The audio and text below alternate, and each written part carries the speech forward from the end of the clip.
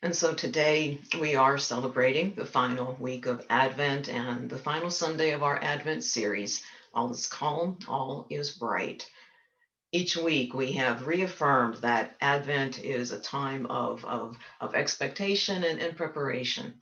We've been fostering and strengthening our expectation of that renewed awakening to the presence of the Christ within each of us. And we've been preparing for that experience by spending time each week with a few of these divine attributes that are present in each of us and can help us to bring that divine presence in us again into our consciousness and out into life through the way we express our lives. And so we began 3 weeks ago with the quality of faith, followed by peace and then love. And today, on this fourth and final Sunday of Advent, we turn to joy. We call upon our joy.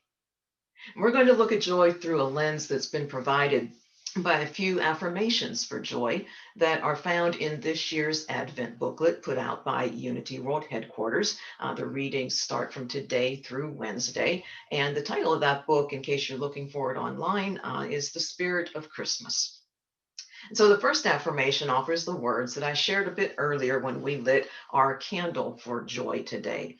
And those words said that I light the candle for joy in my heart and awaken to my Christ nature.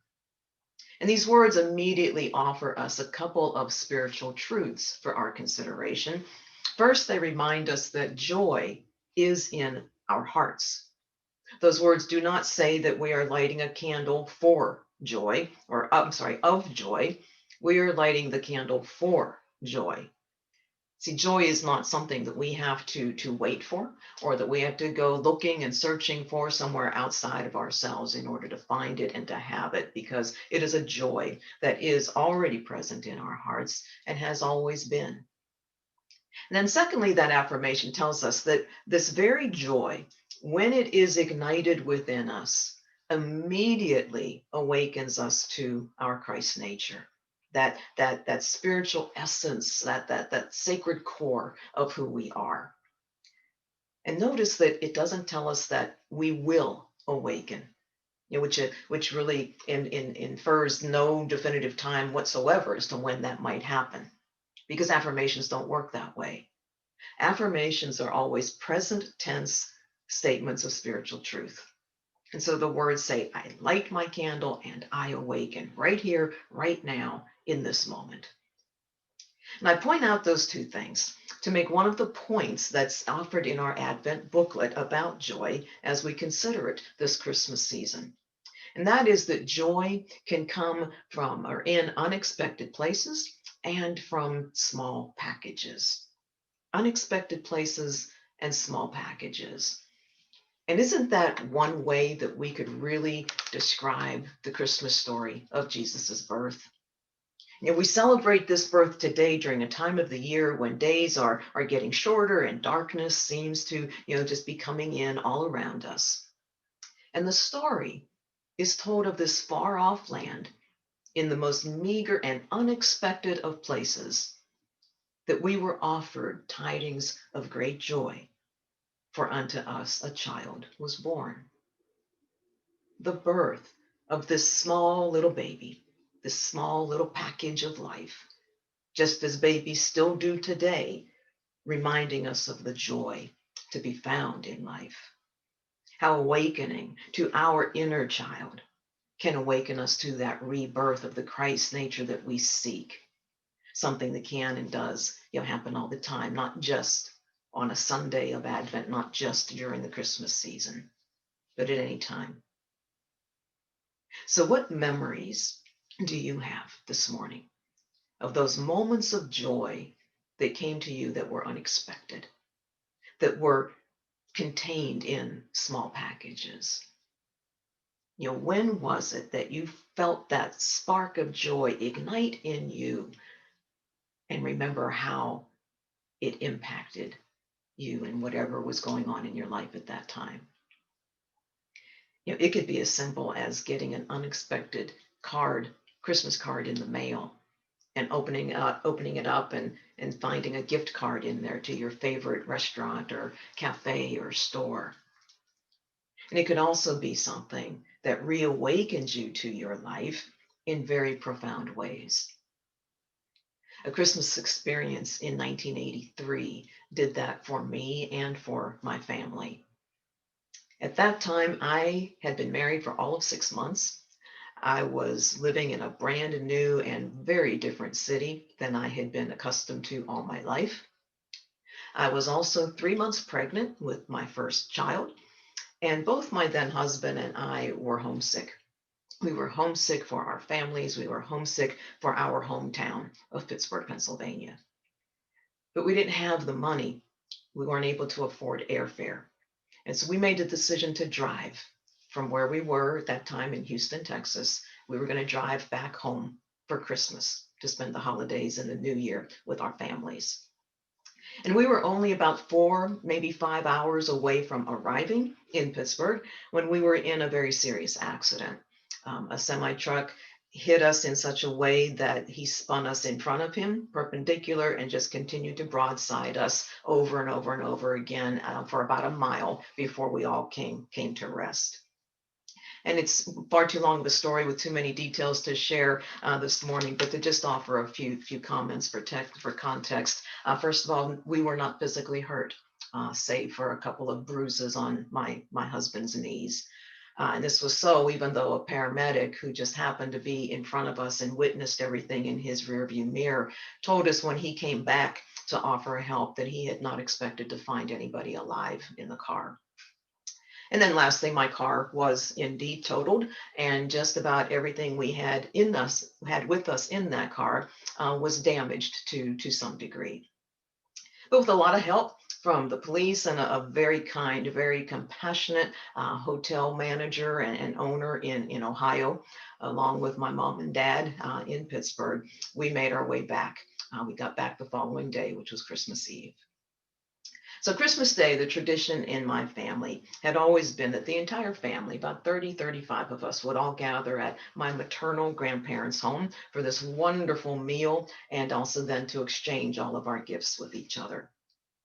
And so envision this beautifully decorated tree, all aglow with the lights. And all around it, there's just piles of gifts, all over the floor, stacked, 2, 3, and 4 high. So we had this wonderful meal together, and then we all moved into this adjacent room where the tree and the gifts awaited.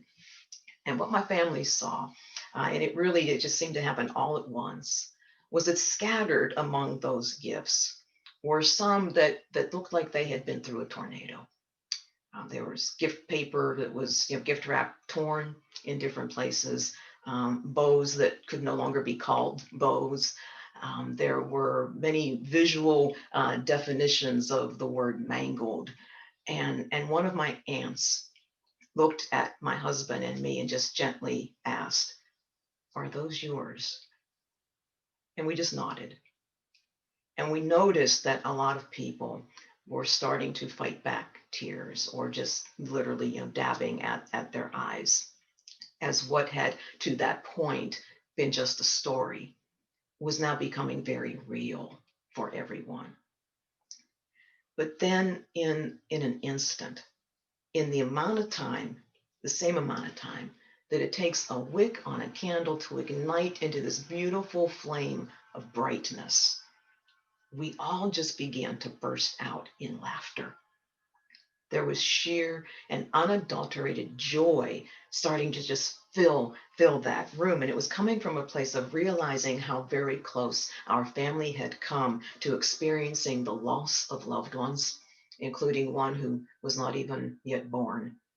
Realizing that presence, how pretty they may or may not look, the condition that they're in, none of that is the reason for this season. Rather, life is, family is, love is. And my family is one that has always laughed, always celebrated laughter, and always loved to celebrate, period. We didn't need a day on the calendar telling us to, let's just get together and have some fun. And we always would laugh. And so it was because of a very unexpected event and those small packages that caught our attention under the tree, that we laughed and we celebrated life, and we had one of the most joyous Christmas days that we had ever had together. Our second affirmation of joy today is one that states, I relax, release, and enjoy the wonder of the present moment. I relax, I release, I enjoy the wonder of the present moment. Now, this statement has all sorts of tidbits of joy to offer. And one is that it can remind us that joy, it is not dependent upon the accumulation of a certain amount of things or certain types of things or having had certain experiences at whatever point in our lives. The author for the reading in this week's booklet for Tuesday is Reverend Paul John Roach. And he wrote of a time when he didn't have a lot of the things that might instantly start coming to mind. He had no job, very little money, no romantic relationship, a very uncertain future, and he was thousands of miles away from his home. But where he was in the moment all of that started coming to mind was sitting on a cliff in India overlooking the Indian Ocean. And even though all that other stuff was true, it was real, he wrote, yet I was filled with the most indescribable joy and peace. That was what he knew in that moment to be of the greatest value. And while having all those other things could still be a goal for him, it would still be nice to have, he was able to see the temporary nature of so many of those things. And he started to see how a more wonderful life would be one where he could connect more to some of the present kind of moments he just had. And for him, going forward, that started to outpicture as letting go of ideas he had had of having a quote unquote perfect life, letting go of his prior need to just have everything all figured out and in its proper place at all times, and being more present to what is more often. His invitation to us is to return to simplicity. Return to simplicity. In just the last few days, I've either seen or been told about a few ways that some in our congregation may have made such a return. Now, in an unrelated conversation, I'd heard that pet adoptions were on the increase of late. And the person was sharing with me that one thought around that was that it is the Christmas season, and that some of these pets were being adopted to give to children or families or yourself, as a present. And another thought that came to mind was that it was also partly due, perhaps, due to the fact that many people are having or have been having experiences living alone or feeling isolated that have been magnified this year because, of course, of the experience of the pandemic, and they're embracing this companionship and love and joy that a pet can bring. So about a day after I had that conversation, I learned that at least 3 little kittens have found beautiful, wonderful forever homes within our congregational family. And also this past week, a congregant was sharing with me how much the outdoors really call to her, how making time for going outside, taking those walks in the settings of nature, they just feed her soul, bring her joy. So if you're looking for maybe a new way to view this idea of relaxing and releasing and enjoying, which can actually sound a bit like an oxymoron during the Christmas season, here's an idea that I learned for the first time as I was preparing the lesson for today. All you got to do is think about the song Jingle Bells. Jingle Bells, and not just the song, but also its spiritual message, the spiritual nature of the song Jingle Bells. So just stay with me here. What I learned about this song, and maybe I'm the only one, maybe you all already know this, but what I learned about the song for the first time is that all of the fun, all of the thrill, the excitement, the joy, that people feel while they're on their sleigh rides and zipping around the snow. And sometimes I found out that you actually have sleigh races with each other and so forth. They can do that because of the ringing of the jingle bells, because it's through the ringing of those jingle bells that they send out the alert to other people, skiers, snowmobiles, other sleighs, that they're there. And people can avoid running into each other or colliding with one another out there. And so, this joy that they feel is possible because they can now just relax into the experience. They can now simply enjoy the experience. So, if someone ever questions you sing Jingle Bells as a spiritual song, you can tell them that its spiritual nature is that it invites us into a carefree state of mind and unfettered experiences of joy. And as I think about it, if you do plan to go out to the campus tomorrow night to take part in the solstice gathering, you could walk the labyrinth with your pet right beside you, ringing some jingle bells. So there's 3 helpings of joy for the price of one. So there you go. This brings us to our last affirmation of joy for today. And this one says, I give thanks for the milestones of my life and joyfully celebrate my spiritual evolution. I give thanks for the milestones of my life and joyfully celebrate my spiritual evolution. Now, this one offers us, the importance of practicing gratitude, practicing appreciation in our lives, to be aware of the many blessings to be found every day, large and small, and every size in between. To understand that everything that you have experienced has brought you to this point in time, and it has prepared you for whatever is next. And the next, in the context of our affirmation, is the ongoing spiritual evolution, the ongoing evolution of our spiritual selves, that ongoing reawakening to the Christ presence in us. And we can liken this to how our children experience, how their experiences of Christmas grow and change and evolve over time. If, for example, if I were to ask my 3 youngest grandchildren, who are 3 and 4 years old, if I were to ask them what Christmas means to them, I imagine that Santa and presents would show up in their answers. If I were to ask the same question to the next 3 oldest of my grandchildren, who would be 7 and 8 years old, they might include comments that speak to a practice of giving and receiving. And my oldest grandchild, who's now 11, she would likely have a greater understanding about gratitude itself, and also a little bit of an expanded vision of all that the seasonal celebrations represent. So this growth that we see in our children, it's symbolic of the spiritual growth that we, and one day I hope they, see as the most important kind.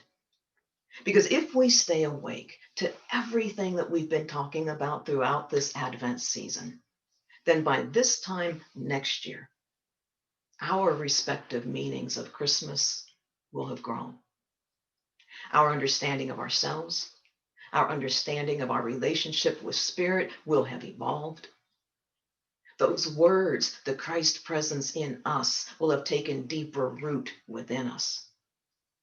And our capacity to be joyful expressions of that presence will have become more powerful, more present, and more fulfilling in our everyday lives. Everyday lives. When I finished typing that last comment on Friday, I just happened to notice on the bottom of my computer screen that I had typed exactly 2,400 words. The next 3 are the most important words of this entire lesson. Don't miss it. Don't miss it. Those words were in the song that we heard prior to this lesson beginning. Don't miss it.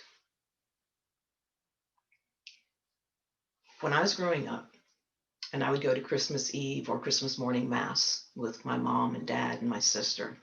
Our church always had a manger set up at the front of the sanctuary. And it had all the characters. The figures of Mary and Joseph were there, the shepherds and the magi, the figures of the animals. And of course, there was a little crib cradle thing set up holding the baby Jesus. And it was tradition, it was a ritual of our community that when you arrived at the church, you would go and approach the manger alone, or families would go together. Most would typically take a moment to kneel and then just silently reflect, or perhaps say a prayer. And as I got older, like into my late teens, I really loved watching families with their children going up to the manger together, watching those kids and their eyes kind of getting a little bit wider the closer they got, maybe kind of brighter, and this look on their face, a look of wonder on their face. And it was fun for me to wonder what it was that was going through their minds. And I read recently where one person contemplated this and formulated a scenario as to how children gaze into a manger and what it is that they see. And it put forth that the youngest, they see the face in the cradle as their own. And then around age 6 or so, the child sees the face of God. And then finally, the oldest of our youth, they look and they understand that God is in everyone. Sometimes our kids, they just make it look so easy. I mean, I know that sometimes I was a mother of 2 young little boys. I know sometimes kids are just filled with questions and they ask them unceasingly, but there are also times when kids just get it. They just seem to live from their hearts. They keep life simple. They just take what the moment at hand offers to them without feeling any need to ask a whole lot of questions. So, what is it that I don't want you to miss?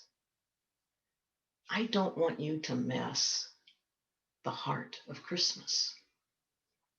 The heart of Christmas. And so, here's a bit more of the story about the children and the manger. The contemplator that I've referenced is a Unity minister. And he does indeed every year set up a manger at the front of his sanctuary during Christmas. But you see, there's something different about it because Jesus is nowhere to be found. When you approach the manger and you look into the cradle, what you see is you. Because lying in that cradle is a mirror that allows you to see your own image, an image that the youngest of our children see as their own. That as children grow, they see as the face of God. And as they prepare to leave their youth behind, they understand that this God, it's in everyone. Unto us a child is born, and the essence of that child can be born anew in you this year. The truths that that child brought into this world can be ignited and given renewed life in you this year. Maybe our children are more accepting and more in the moment because life hasn't had enough time to get in the way and start to muck things up. Life has gotten in the way of a lot of things this year. And it has caused our Christmas to be different this year. For many, there will be no gathering of large families. There will be no crowding around a table filled with a feast of food. There will be no in-person exchanging of gifts. But none of that can take away the true Christmas from our hearts. So come back to your heart. Come back to that place that provides a cradle when you need it, where the light of faith guides you into a place of peace, which helps you to understand that love is all that really matters, filling your entire being with joy. This year, especially this year, as our lead-in song begged us over and over and over again, wherever you are, no matter how far, come back to the heart of Christmas, wherever you are. And no matter how far, come back to the heart of Christmas. Please don't miss it. God bless you.